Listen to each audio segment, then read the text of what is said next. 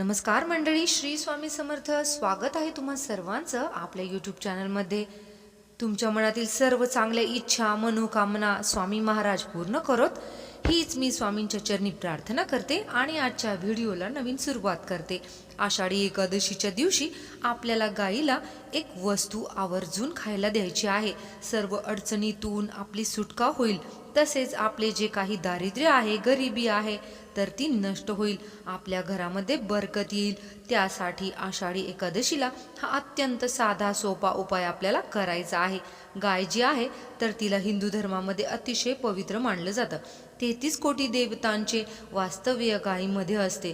तर अशा या गायीला आपल्याला कोणती वस्तू खायला द्यायची आहे, ती कशा प्रकारे खायला द्यायची आहे आणि यामुळे आपल्याला कोणते फळ प्राप्त होते, याबद्दलची संपूर्ण माहिती आपण आजच्या व्हिडिओमध्ये पाहणार आहोत. व्हिडिओला सुरुवात करण्या अगोदर तुम्ही जर चॅनलवरती नवीन असाल, पहिल्यांदाच माझे व्हिडिओ पाहत असाल, तर चॅनलला सबस्क्राईब करा. आणि जर तुम्हाला हा व्हिडिओ माहितीपूर्ण वाटला तर व्हिडिओला सुद्धा लाईक करा. आषाढी एकादशी ही वर्षभरातील सर्वात मोठी एकादशी मानली जाते. या दिवशी आपण विठ्ठलाची पूजा करत असतो. तसेच याच दिवशी भगवान श्री हरी विष्णू योग निद्रेमध्ये जात असतात. श्री हरी विष्णूंना सुद्धा गाय ही अतिशय प्रिय आहे. आपण जेव्हा ही वस्तू गाईला खायला देतो तेव्हा श्री हरी विष्णू हे प्रसन्न होतात आणि आपल्याला आशीर्वाद देत असतात. आणि विष्णूंसोबतच आपल्याला माता लक्ष्मीचा सुद्धा आशीर्वाद प्राप्त होतो आणि आपल्या घरामध्ये माता लक्ष्मीचे अखंड वास्तव्य राहते. त्यासाठी नक्की तुम्ही हा जो उपाय आहे तर तो आजच्या दिवशी करायचा आहे. हिंदू धर्मामध्ये गाईला खूप महत्त्व आहे. ज्या घरी गाय असते त्या घरातील वास्तुदोष हे आपोआप दूर होत असतात. धर्मग्रंथानुसार गायीमध्ये 33 कोटी देवी देवतांचे वास्तव्य आहे. तसेच ज्या घरामध्ये गायीची रोज पूजा केली जाते तर त्या घरी रोज 33 कोटी देवतांची पूजा होत असते. परंतु प्रत्येकाकडे गाय नसते, त्यामुळे आपण गायीऐवजी कामधेनूची जी मूर्ती आहे तर ती आपल्या घरामध्ये ठेवून तिची पूजा नक्कीच करू शकतो. यामुळे आपल्याला पुण्य प्राप्त होत असते. तसेच गायीवर सर्व नक्षत्रांचा प्रभाव पडतो. गायीच्या वरच्या पाठीच्या भागात सूर्य केतू नाडी असते, जी सूर्याच्या किरणांपासून रक्तामध्ये सूर्यक्षार निर्माण करते आणि हेच सूर्यक्षार जे आहेत तर ते गायीच्या दुधात उतरतात. म्हणूनच गायीचे दूध जे आहे तर ते अमृतासमान मानले जाते. आणि या सुवर्ण क्षारामुळेच गायीच्या दुधाचा रंग जो आहे तर तो सुद्धा नॉर्मल पिवळसर असा असतो. त्याचबरोबर तुमच्या दारामध्ये जर रोज गोमाता येत असेल तर तुम्ही अतिशय भाग्यवान आहात, कारण तुम्हाला सुखाचे दिवस येणार आहे हा संकेत असतो. गाय जी आहे तर ती त्याच ठिकाणी जाते ज्या ठिकाणी शुद्ध पवित्र मनाचे लोक राहत असतात. गायीच्या गळ्यात आपण जर घंटा बांधली तर यामुळे गायीची आरती होते आणि 33 कोटी देवतांची आरती केल्याचे पुण्य आपल्याला प्राप्त होत असते. तसेच गायीच्या शेणामध्ये देवी लक्ष्मीचे वास्तव्य असते, तर गोमूत्रामध्ये गंगेचे वास्तव्य आहे.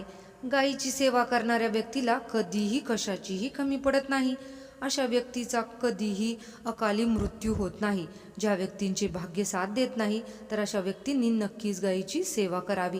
त्याचप्रमाणे जेवढे जमेल तेवढे आपल्याला गायीला काही वस्तू ज्या आहेत तर त्या सुद्धा खायला द्यायच्या आहेत. शास्त्रानुसार जे कोणी नित्यनियमाने गायीचे पूजन करतात तर त्यांच्यावरती 33 कोटी देवतांचे कृपा असते. जी व्यक्ती गायीची सेवा करते त्या व्यक्तीचे सर्व दुःख नष्ट होत असतात. गोमाता जी आहे तर तिला कामधेनू म्हटले जाते, कारण व्यक्तीच्या मनातील भावना समजून ती त्या व्यक्तीच्या इच्छा ज्या आहेत तर त्या पूर्ण करत असतात. तर अशा या गायीला आपण कोणत्या वस्तू खायला द्यायच्या आहेत आणि आपली इच्छा जी आहे तर ती कशा प्रकारे आपल्याला गायीला सांगायची आहे. तर बघा, जे विद्यार्थी आहेत आणि अभ्यासामध्ये प्रगती होत नाही, अभ्यासामध्ये ते मागे असतील, तर अशा विद्यार्थ्यांनी काय करायचे आहे, आषाढी एकादशीच्या दिवशी गायीला हिरवा चारा खायला द्यायचा आहे. आपण जेव्हा गायीला हिरवा चारा खायला देतो तर तेव्हा बुधग्रहाची स्थिती जी आहे तर ती सुधारते. सर्व प्रकारच्या संकटांपासून सुटका होऊन मुक्ती मिळते. शास्त्रांमध्ये सुद्धा गोदान म्हणजे गायीचे दान करणे हे अत्यंत शुभ मानले आहे. त्याचप्रमाणे शनिदेवतांची कृपा प्राप्त करण्यासाठी आणि नवग्रहांना शांत करण्यासाठी काळ्या गायीचे दान करावे असे सुद्धा सांगितले जाते.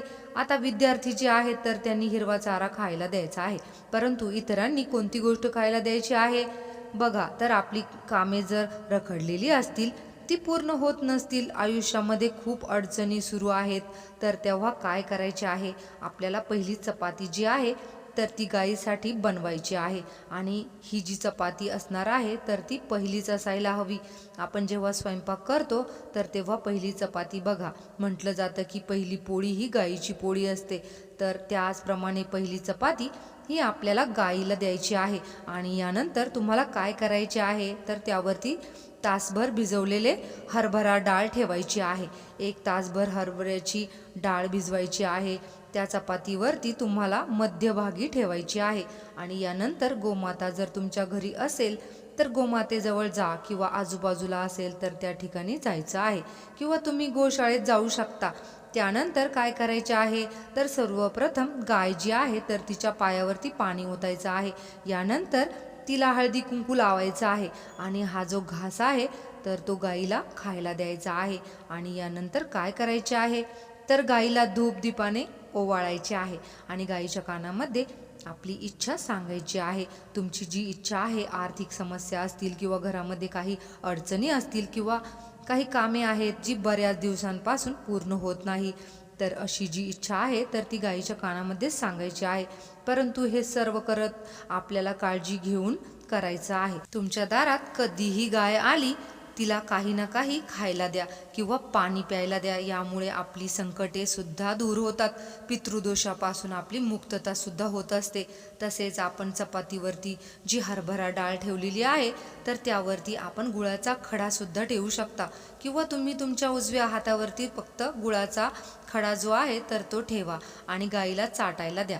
गाईचा स्पर्श जर तुमच्या हाताला झाला तर त्यामुळे हातावरील रेषा ज्या आहेत तर त्या सक्रिय होतात आणि आपले नशीब चमकते, असे सुद्धा म्हटले जाते. त्याचप्रमाणे मुले जर खूप हट्टीपणा करत असतील तर त्यांच्या हातून तुम्ही गाईला हिरवा चारा खायला देऊ शकता. आणि गाईच्या पाठीवरती जो उंचवटा आहे, ज्या ठिकाणी सूर्यकेतू नाडी असते, तर त्या उंचवट्यावरून आपण जर आपला हात फिरवला तर आपल्या मनोकामना ज्या आहेत तर त्या पूर्ण होतात. आर्थिक परिस्थिती सुधारते आणि दारिद्र्य जे आहे तर ते निघून जाते. तसेच सर्व आजारांचा नाश सुद्धा होत असतो. गाय ज्या ठिकाणी बसून आराम करते त्या ठिकाणी कोणतीही वाईट शक्ती जी आहे तर ती सुद्धा प्रवेश करत नाही. तर एवढे महत्त्व या गाईला आहे.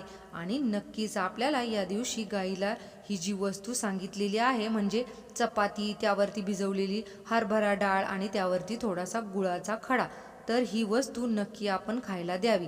त्यामुळे आपल्या घरावरील संकटे हे दूर होतील. जर तुम्हाला ही माहिती आवडली असेल तर व्हिडिओला एक लाईक अवश्य करा.